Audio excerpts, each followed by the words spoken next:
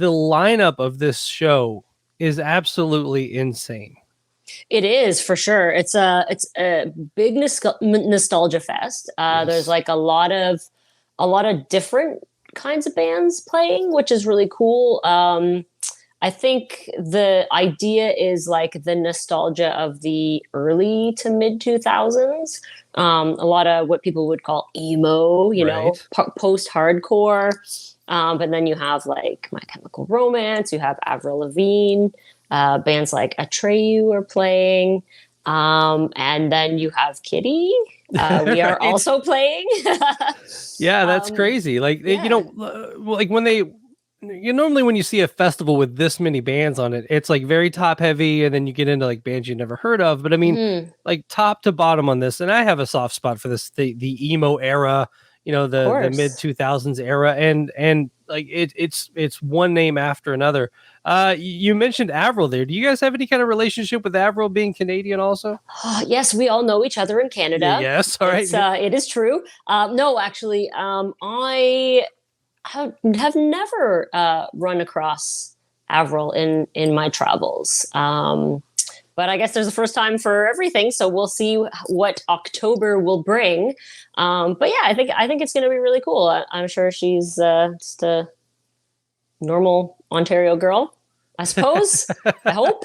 There's not a big like house where like Nickelback and Theory of a Dead Man and Avril and you guys and like, you know, Alanis stops by. There's not that, like that doesn't happen in Canada. Yeah, like the Canadian music scene, like party house, and we all just like we live like the monkeys, like all together. You guys share your Juno awards to each other. Yeah, our Junos. Oh, that's funny. I don't have one of those. Oh well, we need to get on that. I know, right?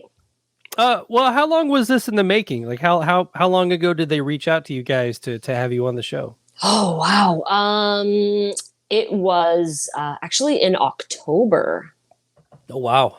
So I know that they had a lot of, I mean, obviously with the number of bands and all of the logistics that will be involved with, you know, setting the festival up and whatnot, I was like, okay, I assumed like, yeah, like a year's time, that's enough to start the planning part of stuff. So yeah, in October, I had heard from them and asked if Kittie would be interested.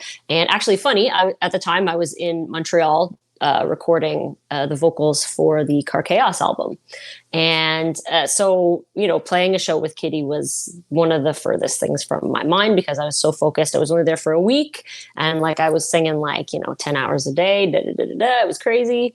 But yeah, and I don't know, like, I mean, every once in a while we get, you know, offers. We have people reaching out and saying, hey, we'd love to get, you know, to have you play. And like, I just don't know that a lot of people really sort of know or understand the Kittie situation, which is kind of like, we are a band, but we're not, you know, like we are an active band, I should say. So, you know, the logistics of putting this type of thing together these are some new challenges for us, but, you know, it's sort of like riding a bike as well. You get back on it and you figure it out, I guess.